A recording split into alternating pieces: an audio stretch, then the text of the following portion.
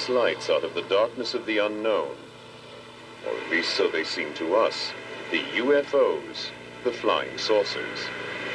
As real as they may appear at the time, they are nevertheless intangible illusions between fantasy and reality.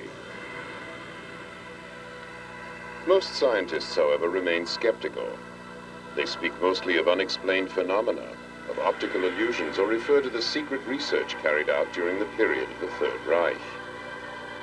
A documentary of mystical stories. What's more, these phenomena are even mentioned in the German Armed Forces technical manuals.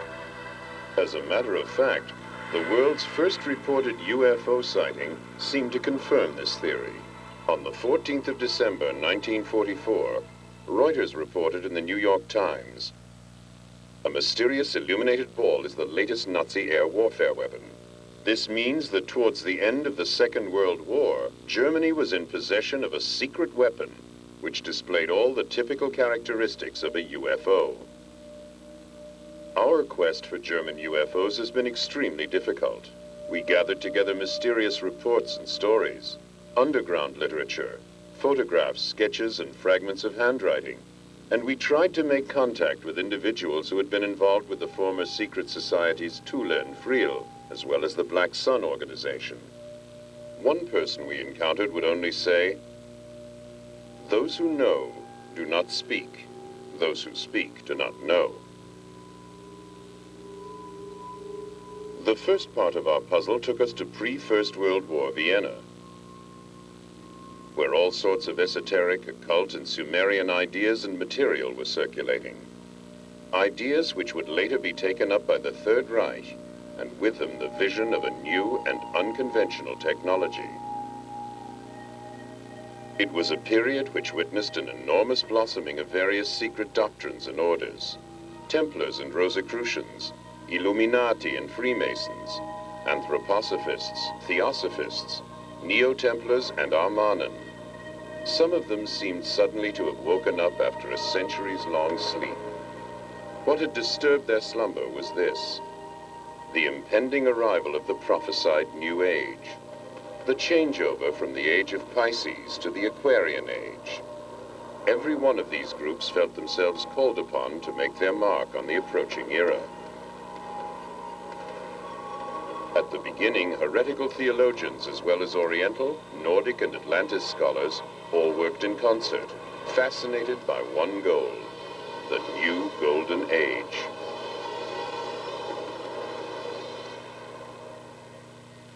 Transcending good and evil. From the beginning of time, this concept has triggered a conflict in the spiritual world, between light and darkness, between white and black magic, between occultism and wisdom. Our Earth and its spiritual dimensions, which are the thoughts of humanity, are the mirror of these conflicts. Each time every human being makes a decision, he is faced anew with the choice between two paths: the white road of unselfish love, or the black road of selfishness, which ineluctably leads to doctrine. Every individual who comes into contact with higher learning considers himself basically good. And yet, the two principles are still within him, obligating him to examine which thoughts and deeds he will use to serve which power. At the end of time, the twilight of the gods, he will realize that heaven and hell are our own thoughts and actions, good and evil our own invention. Then he can draw on this experience to make the journey home to completeness. The powers of darkness and light serve only one Lord, the creator of all things. They have the one goal of availing ourselves of the life experience to create a race of superior beings. Power without love can only lead to catastrophe.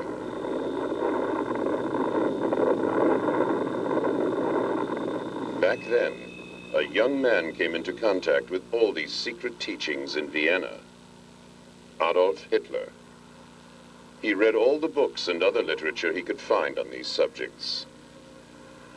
Hitler soon evolved a vision whereby he realized the world would have to be reforged to pave the way for a new age. The way was now marked out for the steps he would take.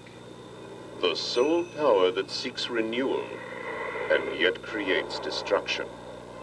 By the same token, this period would also see the development of positive knowledge, which would lead to the creation of a comprehensive technology. And once again, our search for clues in our quest for the alternative technology, supposedly responsible for the German UFOs, which would appear later, led us back to Vienna, to the year 1917. 4 men and a woman met here in the Viennese cafe Schopenhauer. The young Maria Ortisch, a spiritualistic medium from Zagreb, the student and fighter pilot Lothar Weitz, the occultist, orientalist, and officer Karl Haushofer, Rudolf von Sebottendorf, an occultist who had recently returned from the Orient, as well as Prelate Gernot from the Order of Knights Templar. Their subject was the coming of the new age. They spoke of secret revelations, the spear of destiny, the magical violet black stone. They discussed the possibility of making transmedial contact with the ancient Germanic and Babylonian deities, Ishtar, Ostara, and Isais, and of communicating with distant worlds, not only on this side, but also on the other. It is quite likely that this coffeehouse meeting witnessed the birth of the secret Thule Society, which in turn later spawned the German National Socialist Party, the SS, Black Sun, and the Friel Society, which in its turn gave a foundation to the occult activities of the Third Reich and the new comprehensive technology, and the beginning of German UFOs. What was the secret behind it all? The invincible source of power for them was the Black Sun, an infinite beam of light which, although invisible to the human eye, was nevertheless there and very real. Just as the bright daylight sun can illuminate the exterior, so the dark sun can light up the soul of man. It illuminates the divine light. To this very day, the occult philosophy of the Third Reich is veiled under a thick cloud of mystery and secrecy. Its leaders were drawn from the ranks of the Thule Society and the SS. In many ways, their ideas differed significantly from the accepted National Socialist Party line. Their emblem was the Black Sun. A secret philosophy thousands of years old provided the foundation on which the occult practitioners of the Third Reich would later build. The Black Sun symbol can be found in many Babylonian and Assyrian places of worship.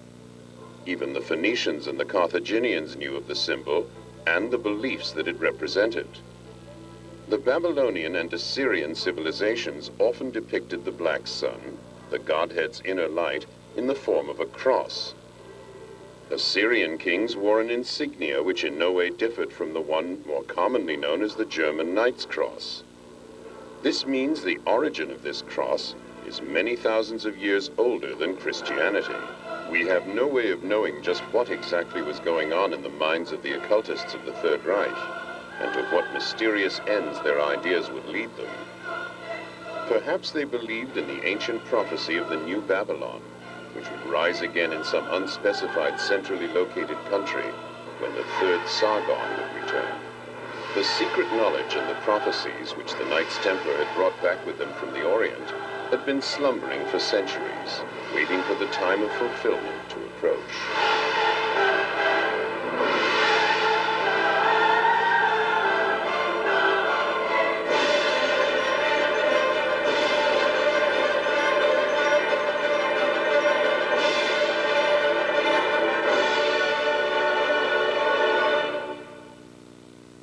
In 1919, von Sebottendorf joined with Karl Haushofer and Dietrich Eckart to form the Thule Society. This was to be a melting pot of various occult orders, with a network of connections throughout Germany.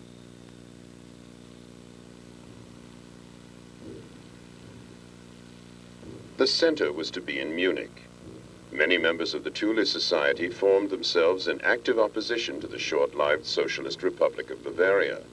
A political party was founded, and in 1921, Adolf Hitler, a man well known for his occult beliefs, was engaged as a political orator.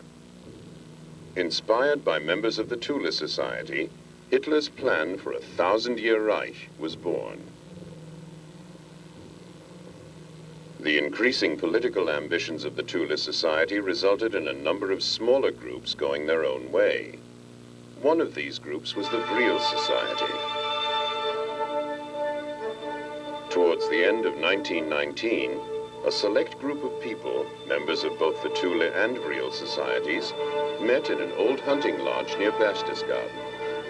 Taking a prominent part in the proceedings for the first time was Dr. H.O. Shumer, a man whose area of expertise would today be called alternative energy. Nevertheless, the leading figure was the medium Maria Ortisch. A second medium was also present on this occasion, the 18-year-old Sigrun. Maria Ortisch presented texts she had received from her spirit medium, one in the Sumerian alphabet and the other in the secret code of the Knights Templar. Both texts had already been translated. Were they messages from the gods, or tidings from some alien civilization? Construction plans for the development of some new advanced technology which would enable mankind to reach for the stars?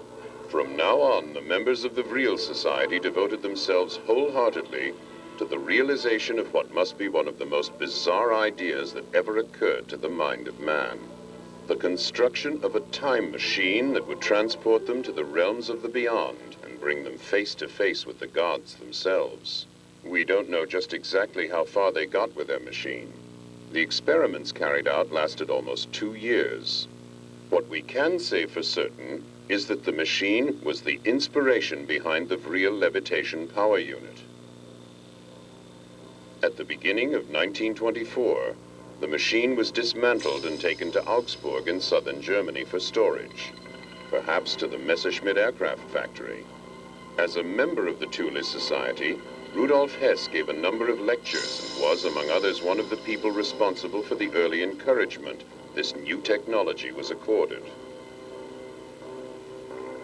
In all things, we are able to recognize two principles which decide upon matter and events: light and darkness, good and evil, creation and destruction. These two principles, the creative and the destructive, determine our technical means.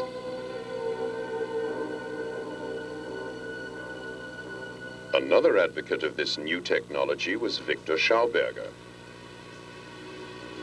Your propulsion theory is a mistake. This statement was made by inventor Victor Schauberger, who was believed to be associated with these esoteric societies. It addresses one of the essential points of the issue. Nowadays, we would call this the search for an alternative form of energy.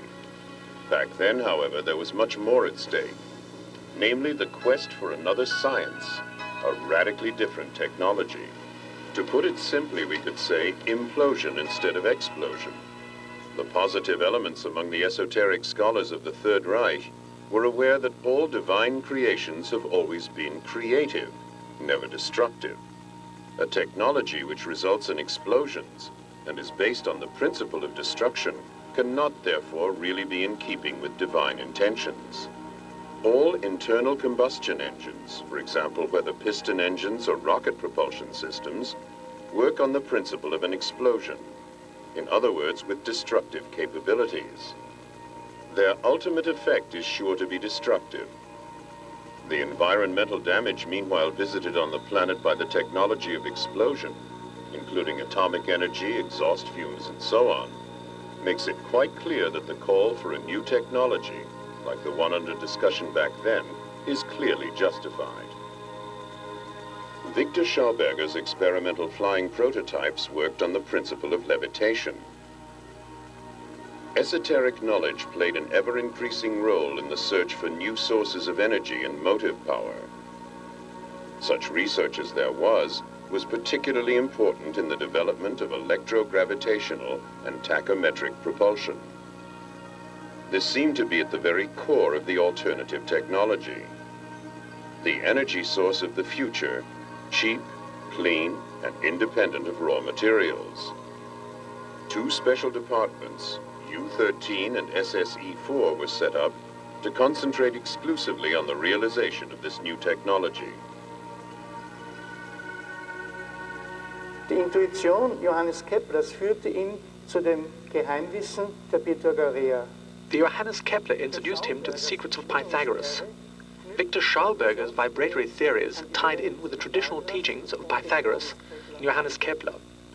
The monochord, an acoustic measuring instrument used by Pythagoras, demonstrates to us how the universe was created using sounds, which we obtain through a division of the sides. The entire universe was created using this principle of harmonic resonance. In der Overtonreihe ist der ganze Kosmos aufgebaut. Ganzzahlige Verhältnisse, Proportionen bestimmen. Integral numbers in proportional relationship to one another determine the structure of matter. In den Atomen. Das chemische Periodensystem. This holds good for the universe, as well as the atom, the periodic law of elements in chemistry, the Mendelian laws of heredity, the laws of leaf arrangement in botany, as well as the formation of crystals. The list goes on. Kommen wir auf das Grundprinzip des Monochords. Wherever we have mathematical structures and proportions, we encounter the basic principle of the monochord, harmonic proportions. Seine integrale Technik und seine Lehre. Victor Schauberger used the mathematics of the monochord in order to develop and build upon his integral skills and his knowledge of the inner universe and its vibrations. One more thing, his mathematics were not Euclidean. The secret teachings of Pythagoras were taken up by the Templar order, guarded and passed on.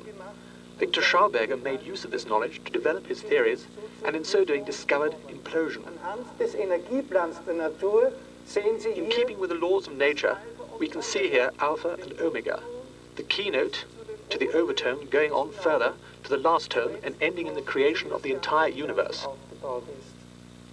Alpha Symbolically, alpha and omega represent spirit and matter. und Materie. Therefore, what we have here is something whole. This knowledge, therefore, makes an all-embracing science possible. Implosion is the utilization of the potential of the inner universe within the outer universe. Ist die Nutzbarmachung des Due to the forces of Potenzials energy and evolutionary science, we have been able to make great strides in the field of antimatter, and with it, do away with the effects of gravity. Technik gelangen wir in den Bereich der Antimaterie und damit zur Aufhebung der Schwerkraft. Im Juni 1934 wurde mein Vater von Reichskanzler Adolf Hitler In June 1934, my father was invited by the Reichschancellor Adolf Hitler to discuss his work. Hitler wanted to know about his discoveries and talk about the various possibilities and what his great plan was. And he said, yes, I'm looking for a new technology which must once again harmonize with the natural order of things. And that is my real program. mein Programm. Kurz vor dem Eintreffen der beiden Reichsbeauftragten Shortly before the meeting, Hitler, as Reichschancellor, gave the two deputies his orders. The two had come to discuss Hermann Göring's plan. die zwei Reichsbeauftragten von Hermann Göring Plan. Herr Victor Schauberger, Sie werden das. And he said, Herr Victor Schauberger, you will speak with the two Reichs deputies, and tomorrow, or by the latest the day after tomorrow, a second meeting will take place. And he said to the two deputies, I find the plan fascinating. Yes, we Germans will bring about a whole new science. Wir Deutschen werden eine Biotechnik in Szene bringen. After the National Socialist Party came to power, the occult societies withdrew into the background. Within the SS, the Thule Society created a separate secret organization called the Black Sun. The Friel Society carried on much as before with its scientific research. According to reports, the Friel Society had by the middle of 1934 created its first experimental circular aircraft to be propelled with the anti-gravitational effect, the RFC-1. The men responsible for the design and construction were Dr. Shumer and an engineer from Bochum. Since 1929, the young Gertie Vogt had been responsible for running the Friel Society, and she made herself known to private investors who were prepared to invest in projects that carried an element of risk. In the meantime, the members had become convinced that the mediumistic messages originated not from gods, but in fact from a highly developed alien civilization within the Aldebaran solar system. The main star in the constellation of Taurus is Aldebaran. Could it be that the Sumerians, whose language remains a mystery to this day, were Aldebaranians? If they did perhaps once land in Mesopotamia, it is interesting that the inscriptions on the royal tablets tell us, "When the royal power came down to us from the heavens." The Friel and Thule societies were not alone in their vision of space travel in the Germany of those days.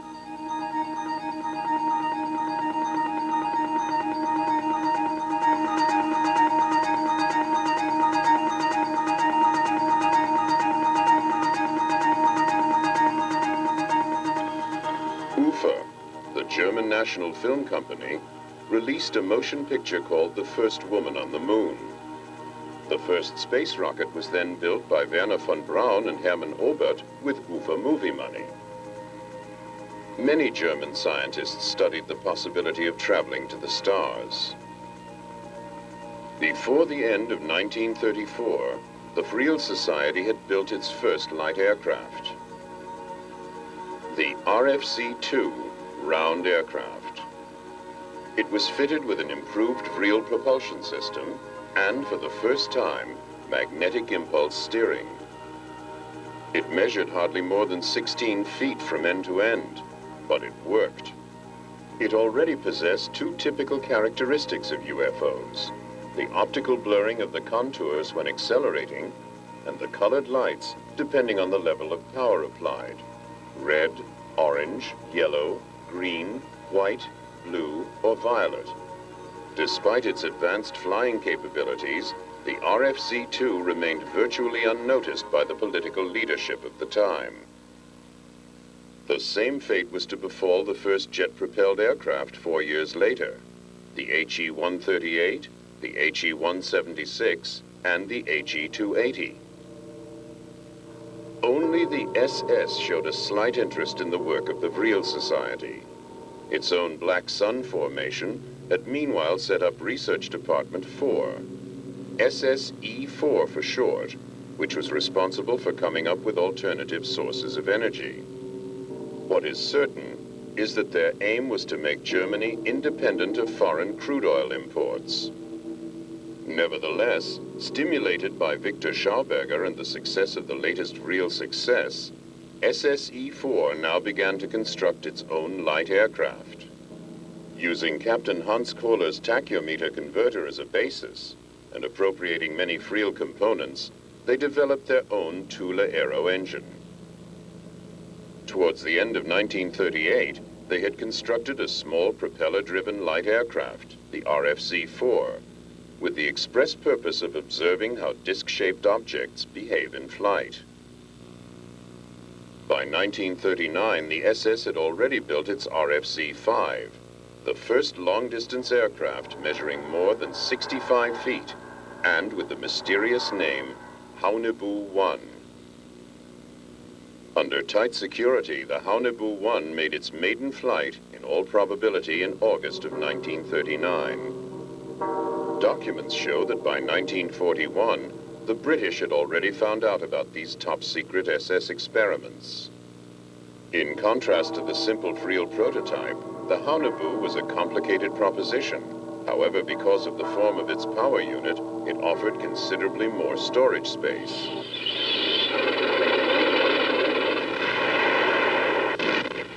In 1939, Hitler made one of his biggest mistakes. What might have been meant to be a limited military action, the Polish campaign, led directly to the Second World War. Quite contrary to what we might imagine the situation to be in a perfectly organized National Socialist state, everyone did exactly as he pleased. The Air Force, the Army, the Navy, and the industrial concerns all followed their own inclinations.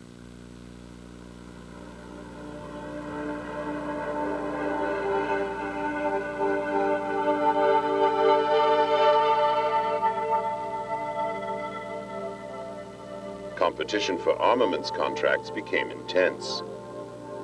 As a result, alternative methods of propulsion found themselves in direct competition with their more conventional counterparts. A sort of compromise was achieved with experimental flying saucers like the RFC-7. Transporte gemacht, auch vom Kampfgeschwader 26. Und zwar haben wir The 26th Fighter Squadron had been ordered to fly from Kiel to Norway in order to resupply the 30 Fighter Squadron of the Bambach Command. On return flight to Hamburg, I took a model of my aircraft design with me, and taking advantage of the opportunity, actually had it forwarded to Ernst Udet in the Reichs Air Ministry in Berlin. Zum Abschicken nach, zum Reichsluftfahrtministerium nach Berlin an Udet. Udet hat dieses Modell weitergegeben. Udet passed this model on to the research establishment in Peenemünde, where tests were later carried out. Over and over again, I later heard reports from people who were working in Prague on the construction of flying discs, and progress in this field was actually being made. I also knew that Habermohl and Schriever were in possession of my model and had begun work on its practical applications. Habermohl und Schriever mein Modell praktisch bekommen hätten zum Ausarbeiten, zum Rekonstruieren. Und diese Flugscheibe hat der Schriever auf seine Art, seine Gedanken umgebaut. Während ich Schriever made certain alterations to my plans, whereas, as I was later to ascertain, Habermohl had remained true to my original design. The second prototype was a flying disc, 42 meters long, and was built by Miete Beluzzo in Breslau. 40 Meter große Flugscheibe wurde gebaut durch Miete und Beluzzo. Und zwar in Breslau.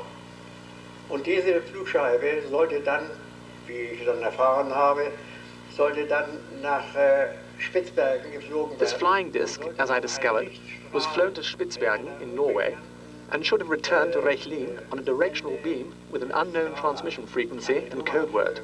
Für den Sender, nicht, was überhaupt gar nicht benutzt wurde von anderen, sollte auf diesen Richtstrahl die Flugscheibe. However, due to a bad landing in Spitzbergen, it was damaged and was unable to complete the return flight home. Die ist heftig abgestoßen und konnte dann nicht mehr zurückfliegen.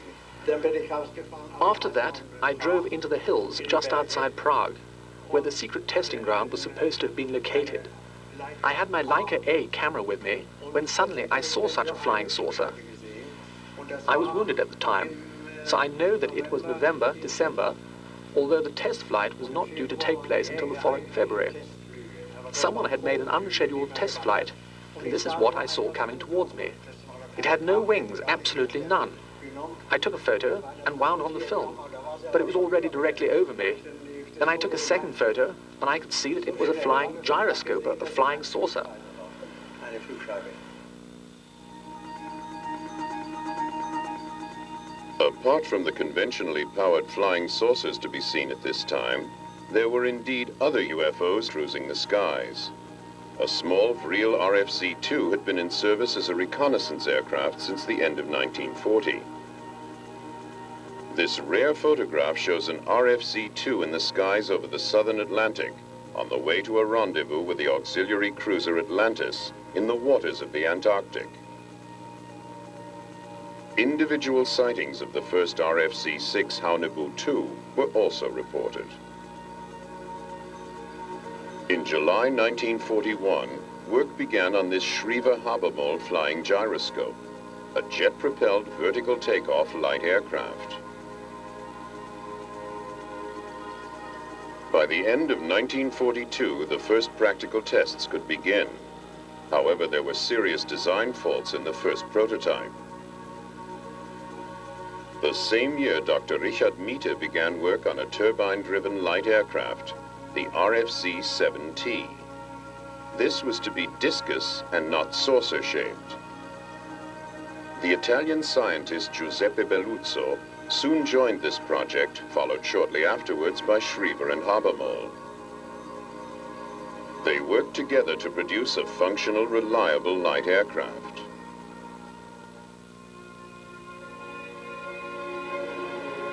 And so, on the 17th of April, 1945, Richard Miete was able to report to Adolf Hitler, "Today, under my direction, and in the presence of 3 Luftwaffe officers, the V-7 was tested in the skies above the Baltic.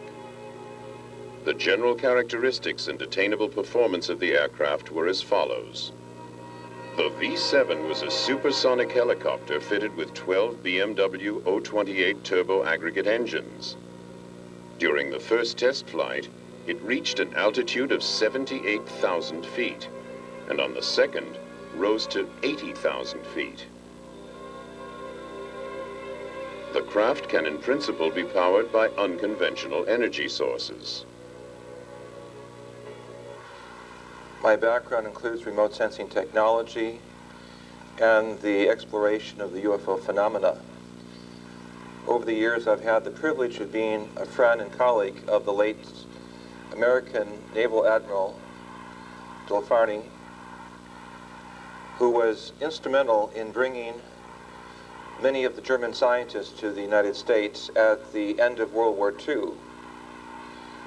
As many of you know, there was an executive order given by President Truman in August of 1945, August 15th, 45.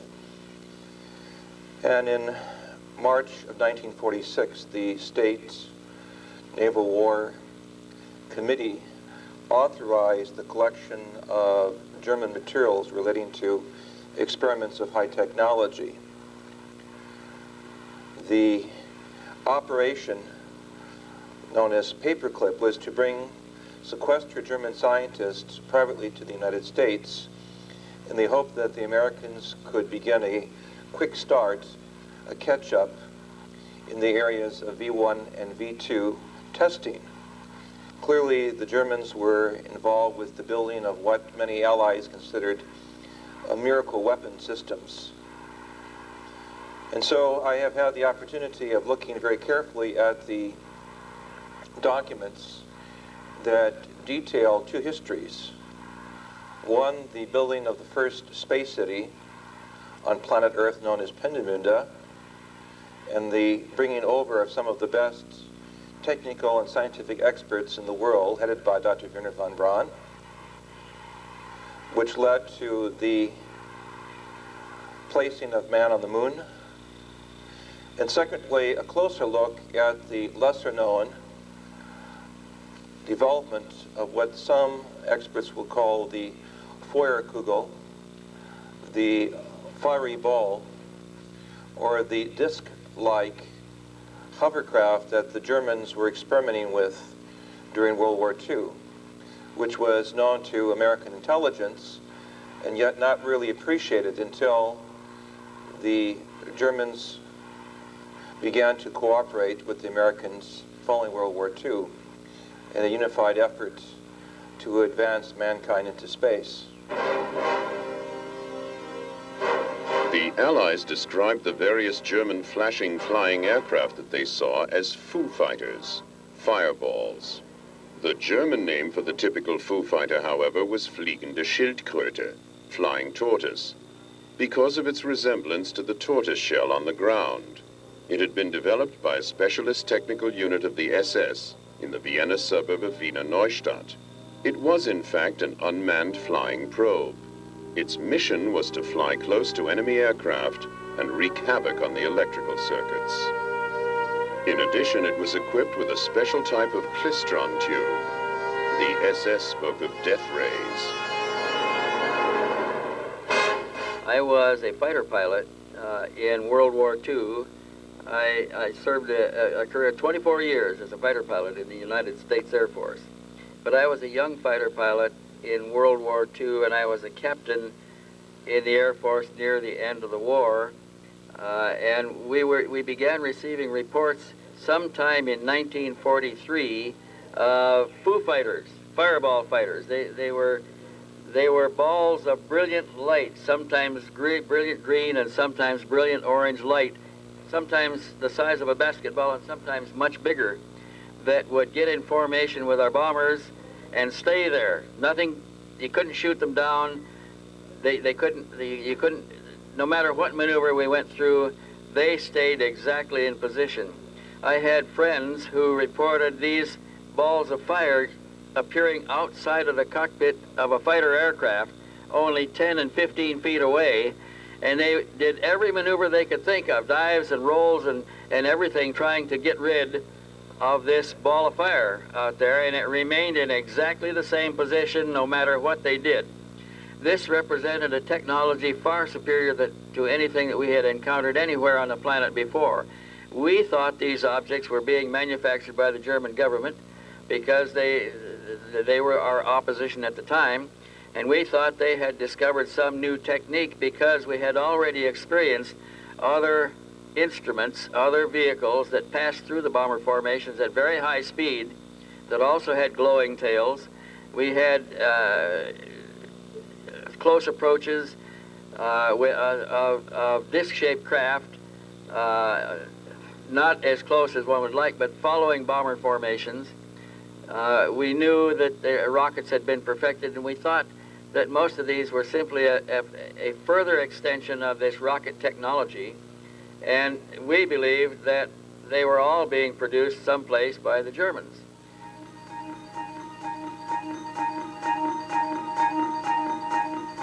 Now let's return to those people who right from the start were responsible for this. In the winter of 1942, a new light aircraft circled the Friel testing ground, the Friel 1. A single-seater with an overall length of 36 feet.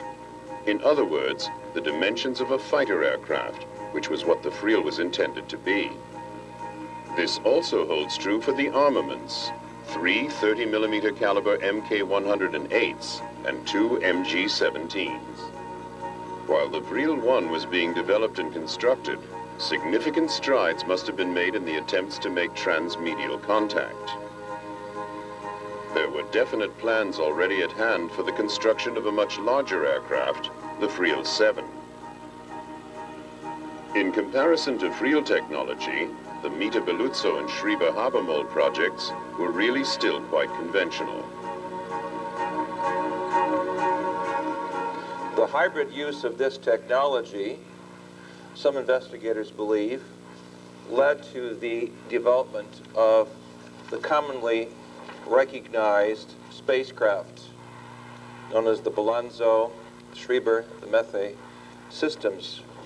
The first, the second, and the third prototypes of which we see here represent the most commonly seen and observed spacecraft worldwide since 1947.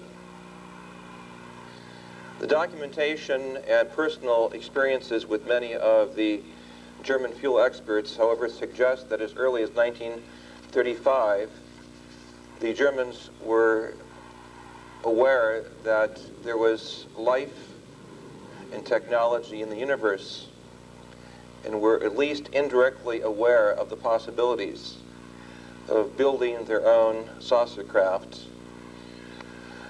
which would make them basically the first to have opened the window to contact with other areas of higher evolutionary intelligence. Strange tracks in the perpetual ice.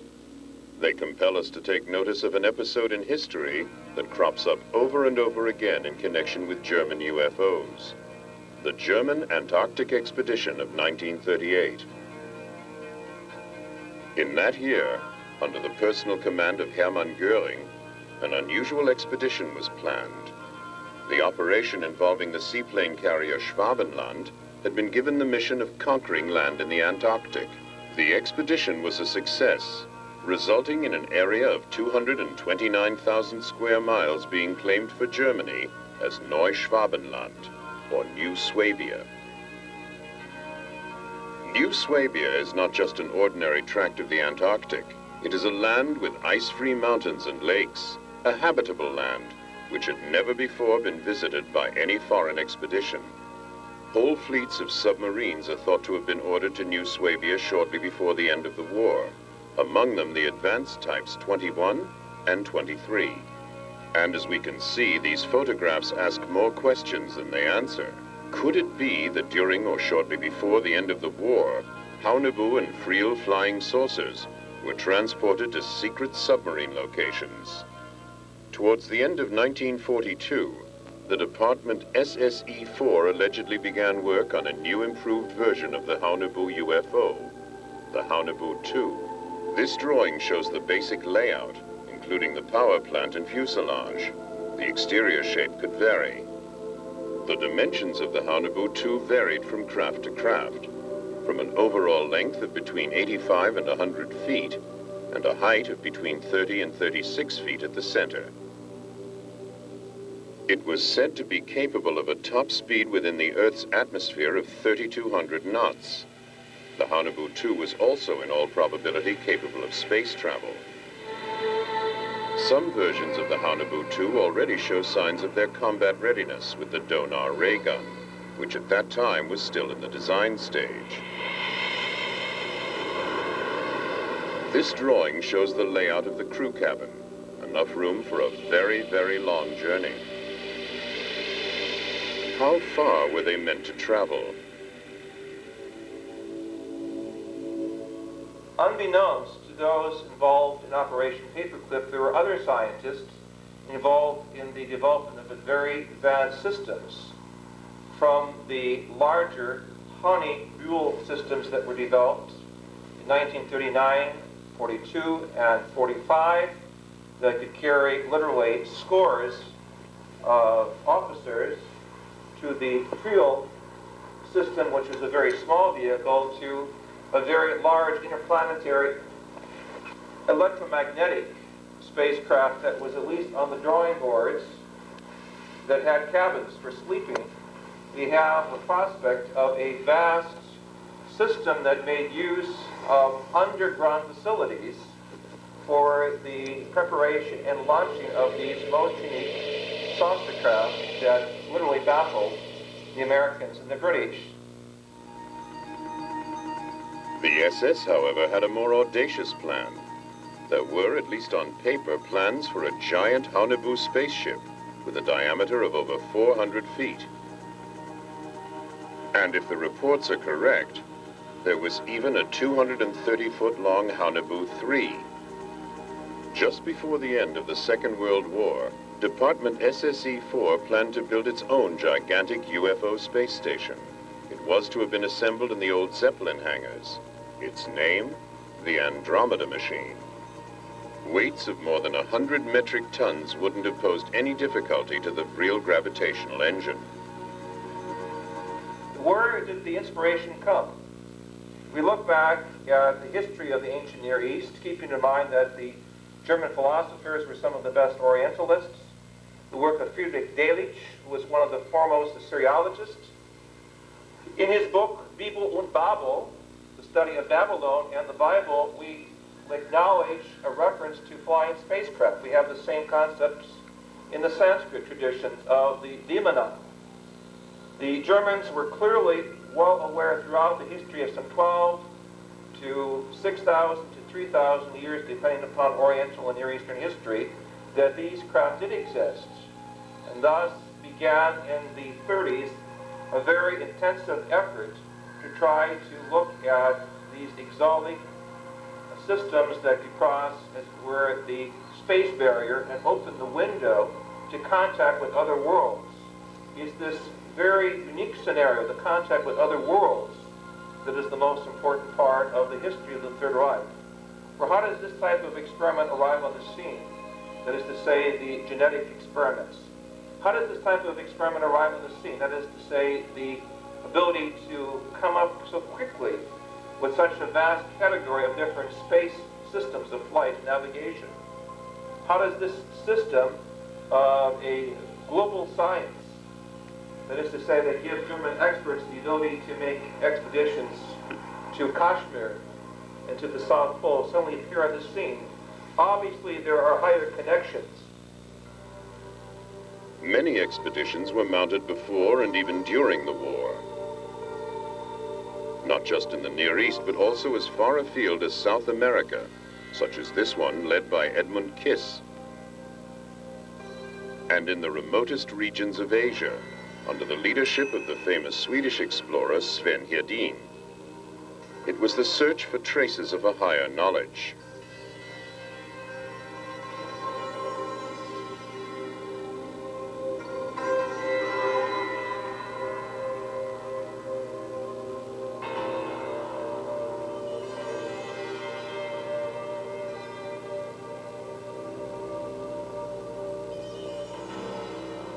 Da war mein Ziel immer die unbekannten Teile von Asien, wo die Karten das verlockende... My aim was always those unknown parts of Asia, where the maps bore that enticing word unexplored over the white expanses. Such were the areas of Inner Asia and Tibet that I've always sought out. That is to say, I've always had a feeling and a belief that in the middle of the desert, where there was not a soul to be found, where there were no roads, perhaps there could I discover traces of some ancient civilization.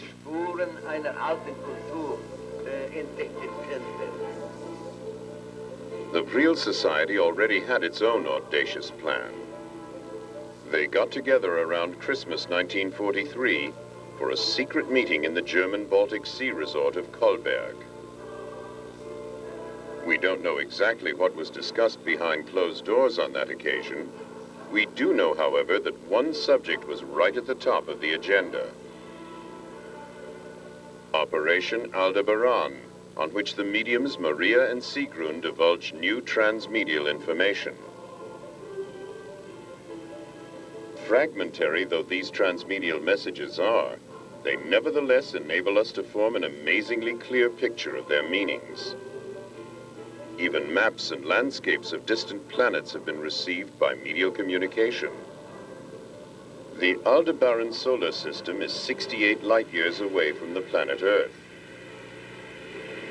The magical medial telepathic agencies of the Thule and Vril societies have this to report about it. The sun, Aldebaran, has 2 inhabited planets circling it. The 2 together go to make up the Sumerian Empire. On the 3rd and 4th of January 1944, a meeting is believed to have taken place between Hitler and Himmler. The subject of their discussion, the Vril Project, the projection of a huge Vril spaceship through the dimensional channel.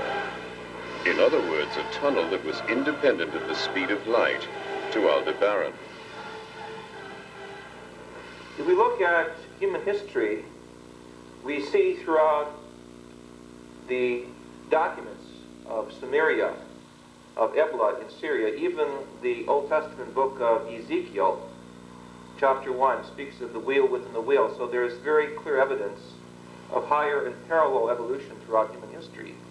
However, it is very clear that the major impact of UFO technology did not occur in 1947 at Roswell, but rather earlier by some 10 to 12 years in the area of Germany.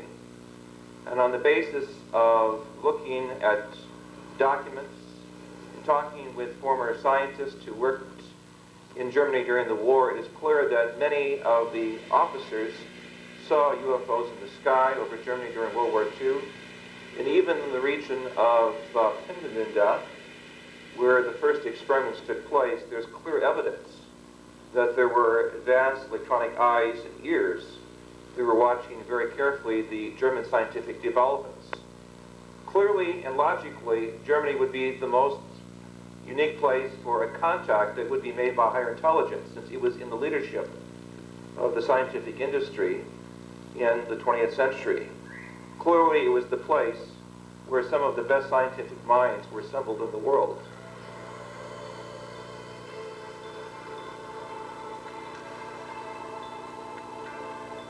Can we really disregard the possibility that there was an alien influence or contact at work at that time? What could this structure, photographed on the Vril testing ground in the autumn of 1943, possibly be? A Vril 7 engine being tested? Possibly. But mightn't it also be a spaceship from Aldebaran?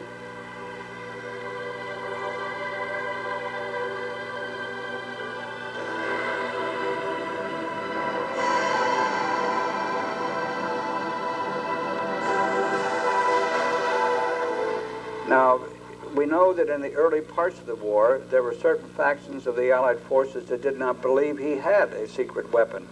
And it wasn't until the Americans made much emphasis of this that they began to look at it seriously, and indeed did discover that Hitler not only had a secret weapon, he had what we would call today a UFO or spacecraft. He had one already off of the drawing board and flying, and it was capable of 1,200 miles an hour, vertical takeoff, 90-degree changes, and much like a helicopter, and of course was far superior to anything the Allied powers had at that time. Secondly, they knew that he had another craft about to be up and going. It was capable of doing 2,500 miles an hour, which was double the original. And not only did it have the characteristics of the original craft, but it also had a laser weapon aboard it that was capable of penetrating 4 inches of armor.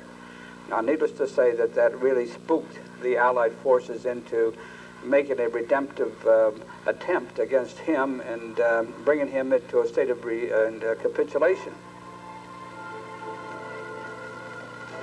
What then became of all the secret projects carried out during the Third Reich? There are indeed a whole series of explanations. One is that the most important flying saucer was purposely sent to the bottom of Lake Mondsee in Upper Austria. Another is that they were concealed somewhere in South America and in the Antarctic. And not just that. Some people actually maintain that there is a German UFO base in the Antarctic, and that many were brought there disassembled by submarines. The most bizarre theory originates from the Special Department U-13. German UFOs are said to have traveled back in time as a result of entering a strange space-time discontinuity, where they were then received as the white gods of ancient Sumerian and Babylonian legends. Amazing tales. There is, however, something concrete to go on. Why did the Allies under Admiral Byrd mount an invasion of the Antarctic? I would like to say that among the many scenarios, of course, was the reality that there were some 30 missing German submarines that came from Baltic port areas at the close of World War II. These submarine systems had the Walter snorkel system, which allowed them to stay under water for weeks at a time. And this advanced technology made the German U-boats some of the funnest in the world at the time, as acknowledged by U.S. naval documents. It is conceivable that some of this advanced technology could have been put on the submarines, spirited out, and with the snorkel system could have made for Argentinian ports and even the facilities there in Queen Maanland or Neues Schwabenland. I say this as a strong possibility, having seen the film that was made in 1947 with Admiral Byrd and Admiral Wood. I had the opportunity to actually see portions of this film, and what struck me was the fact that there was a significant military contingent that went down to Antarctica with Admiral Byrd. Why was it necessary to bring some 4,000 soldiers, a battleship, an aircraft carrier, and a support team to go into an area that was purely geological / geophysical exploration? Clearly there were other unknown factors there, and it was up to the Americans to see if they could acquire this missing technology. That is one scenario. After a few days, however, and the loss of an undisclosed number of aircraft, the operation was abruptly terminated. What happened? What mysterious opponent could have repelled the Allied invasion so quickly and decisively? Could it have been the few remaining members of the German armed forces? Or perhaps even aliens from Aldebaran? Admiral Byrd later explained to the press that in the event of another war, the hard facts were that we would have to reckon with an attack from aircraft that could fly from pole to pole. Later reports indicated that Admiral Byrd was given 8 months and unlimited funding to go in and pull this thing successfully off. But we also know that within 8 weeks he was totally defeated. Now, the supposition at that point was that there was an advanced civilization and technology, most probably alien. There were with the Third Reich and the SS who was in Antarctica, and that those great and developed technologies were used to defeat Admiral Byrd. Throughout the world, in the ancient manuscripts of lost civilizations, we are confronted over and over again with tales of space-traveling gods who visited our planet to prepare mankind for a new age of knowledge and wisdom that would come about as a consequence of the next evolutionary step. The occult secret societies of the Third Reich knew of these traditions and sought ways to make contact with these space-traveling gods who had first arrived in Babylon all those centuries ago.